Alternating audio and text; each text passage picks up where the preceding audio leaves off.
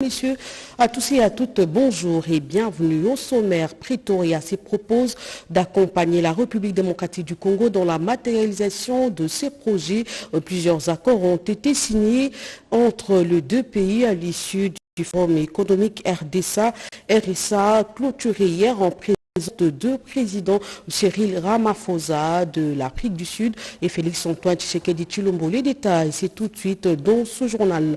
Lancement aujourd'hui de travaux de réhabilitation du pont Kantia au Kasaï oriental. Cet ouvrage va relier Miabi et Lupatapata des territoires de cette province. Les travaux seront exécutés par l'office de route. C'est aussi à suivre tout de suite dans ce journal. Mesdames, Messieurs, voilà tout pour les titres. Encore une fois, bonjour et bienvenue.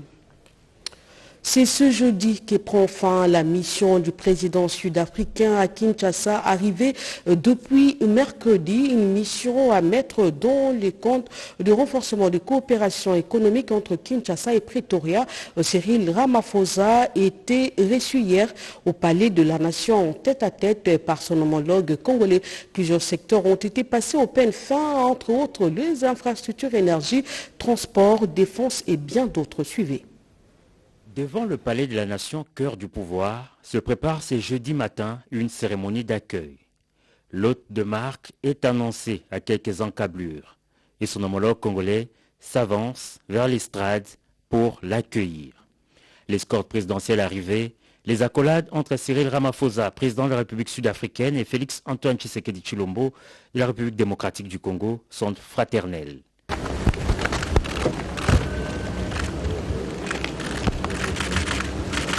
Place à l'estrade, les deux dirigeants ont assisté à l'exécution des hymnes nationaux des deux pays, ceci avant de passer les troupes en revue.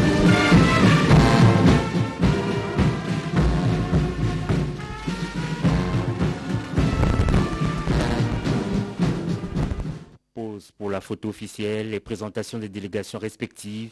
Félix Tshisekedi et Cyril Ramaphosa se rencontrent en tête-à-tête au cours duquel ils ont notamment abordé des questions d'intérêt commun et ont réaffirmé leur volonté commune de renforcer les relations d'amitié, de partenariat qui existent entre les deux États. C'est en tout cas ce qui est ressorti du communiqué final conjoint lu par le vice-premier ministre, ministre congolais des Affaires étrangères, peu avant la conférence de presse des deux chefs d'État. On retiendra également du communiqué final que 81 recommandations issues des travaux de la Grande Commission mixte RDC-RSA portant sur de nombreux secteurs de coopération ont été adoptées par les deux dirigeants. S'agissant du secteur de la sécurité, la République sud-africaine s'est dit prête et décidée à appuyer la République démocratique du Congo par l'entremise de la SADC pour mettre fin à l'agression dont le pays est victime dans sa partie Est. Toujours en rapport avec la sécurité, le président Tshisekedi répondant à une question d'un journaliste au sujet d'un dialogue avec les agresseurs pour parvenir à une paix et faciliter la mise en œuvre des accords de développement avec l'Afrique du Sud, le chef de l'État congolais a fait une sorte de mise au point. C'est la première fois que j'entends que nous refusons de discuter avec le Rwanda.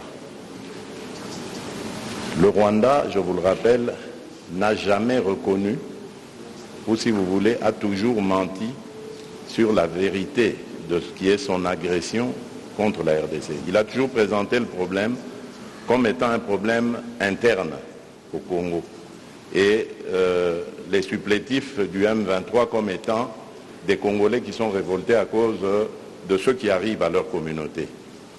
Mais tout le monde sait aujourd'hui que c'est un mensonge. Et le Rwanda est le seul encore à nier cela, à continuer de dire qu'il n'agresse pas la République démocratique du Congo, malgré toutes les preuves et documents qui attestent le contraire.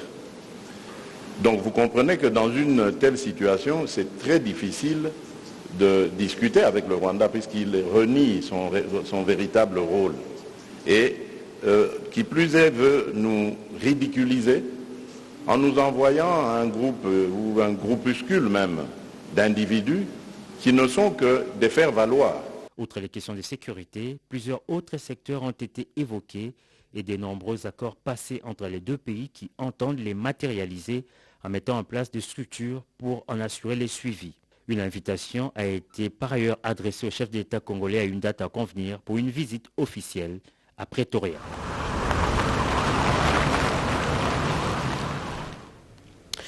La République démocratique du Congo et la République sud-africaine s'engagent à la matérialisation de plusieurs projets communs. Pretoria s'est même proposé d'investir au projet d'hydroélectrique Inga 3. Le Forum économique RDC-RSA 2023 s'est clôturé jeudi 6 juillet en présence de Félix-Antoine Tshisekedi Tshilombo et Cyril Ramaphosa. À l'issue de ce travaux, plusieurs protocoles d'accord ont été signés. On en parle avec Pierre Kebambe-Somoïsa.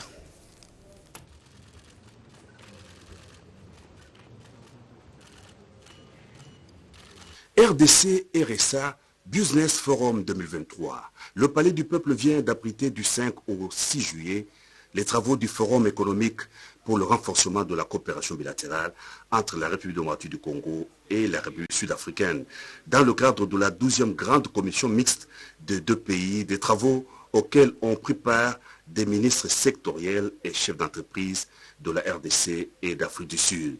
Le chef de l'État, Félix-Antoine Tshisekedi Tshilombo, et son homologue de la République sud-africaine, Cyril Ramaphosa, ont présidé la cérémonie de clôture dans la salle de banquet du Palais du Peuple de ces assises qui ont planché sur plusieurs domaines de coopération, la santé, le transport et les infrastructures, l'eau et l'électricité, les finances et l'agriculture. Le président de deux patronats sud-africains et congolais ont vivement remercié les deux chefs d'État d'avoir institué ce forum économique cadre idéal des opportunités d'affaires et d'investissement bénéfiques pour la RDC et la RSA dans le cadre d'un partenariat gagnant-gagnant. Pas de développement durable sans la classe moyenne nationale. Le président de la Fédération des entreprises du Congo, Albert Youma, a remercié le chef de l'État, Félix-Antoine Tshisekedi Tshilombo, et le gouvernement d'avoir pris des mesures fortes pour encadrer et encourager la classe moyenne congolaise par l'application de la loi sur la sous-traitance privilégiant les sociétés nationales dans de grandes entreprises privées et qui devrait s'étendre dans des entreprises publiques, a souhaité le président de la FEC. Dans ce mot de circonstance, le président sud-africain Cyril Ramaphosa a remercié son homologue congolais de l'accueil chaleureux lui accordé et à sa forte délégation. Il en a appelé à l'amélioration et la consolidation des relations de coopération bilatérale avec la RDC au cœur de l'Afrique, pays qui a un rôle important à jouer, a renchéri le président sud-africain. Dans son allocution de clôture du Forum économique RDC-RSA, le président de la République, Félix-Antoine Tshisekedi Tshilombo, a, après avoir remercié son homologue sud-africain de sa présence, les membres du gouvernement et les experts pour la qualité de leur travail, circonscrit toute l'importance de ces assises. La tenue de cette 12e grande rencontre intergouvernementale entre la République d'Afrique du Sud et la République démocratique du Congo a été l'opportunité pour nos deux pays de réaffirmer l'excellence des relations historiques et d'amitié qui les lient. Et l'ambition que nous avons en partage d'accélérer notre marche commune vers le développement ainsi que de concourir conjointement à la réalisation des objectifs de développement durable et ceux de l'agenda 2063 de l'Union africaine.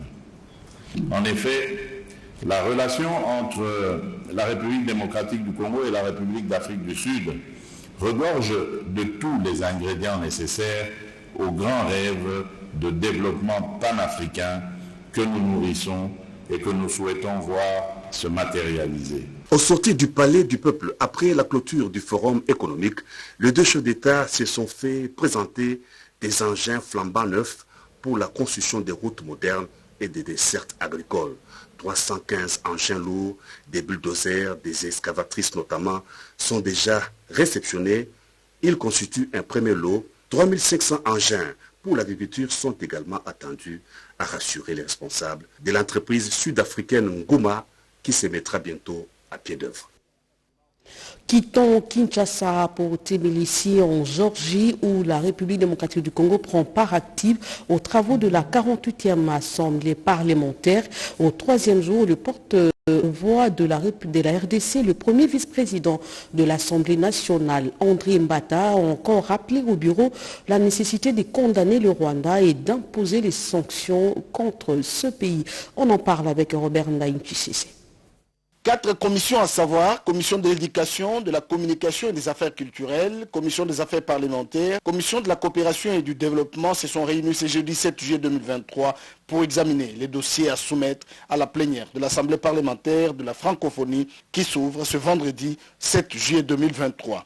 La première commission a examiné les questions relatives à l'expression culturelle en langue française, l'éducation de la formation, la communication, les technologies de l'information et des communications et l'audiovisuel. À la commission politique, chaque pays est revenu sur la situation de son pays en mettant l'accent sur les avancées politiques et sécuritaires. Par le biais du député national, le procès électoral en cours en République démocratique du Congo, l'organisation des 9e Jeux de la francophonie et la crise sécuritaire à l'est de la République démocratique du Congo étaient au menu de sa communication. Ce jeudi, le premier vice-président de l'Assemblée nationale, le professeur André Mbata Betoukoumessou, chef de la délégation, a fait le tour de salle pour s'imprégner de réalité avant d'affronter la plénière de ce vendredi. Tous ont examiné les questions politiques et l'état de droit, les questions juridiques dans l'espace francophone, les droits et libertés et le développement de la démocratie ont été abordés à la commission des affaires parlementaires. À la commission de la coopération et du développement, les membres de cette commission ont évalué les questions relatives au développement humain, au développement durable et au développement économique. Les recommandations des travaux en commission seront soumises à la plénière qui s'ouvre ce vendredi 7 juillet 2023 ici en Géorgie. C'est le président de l'Assemblée parlementaire de la francophonie, le député canadien Francis Drouin, qui a dirigé le débat à la satisfaction de tous les participants. On rentre à Kinshasa pour parler de ces sit-ins. Hier, 2 agents et cadres de la division provinciale de l'économie Kin Est et Ouest qui revendiquent l'amélioration de leurs conditions sociales et autres. Le vice-premier ministre, ministre de l'économie, Vital Kamerhe, les a appelés au calme. Des précisions dans ce reportage. Les agents et cadres des 2 divisions provinciales Kinshasa Est et Ouest de l'économie nationale étaient en sit-in devant l'immeuble du gouvernement le jeudi 6 juillet 2023. Ils sont venus revendiquer leur droit à la prime spécifique après la réalisation des recettes exceptionnelles. Sur la liste de leurs revendications figure également l'accès aux soins de santé et le paiement des salaires des nouvelles unités qui travaillent depuis plus de 20 ans.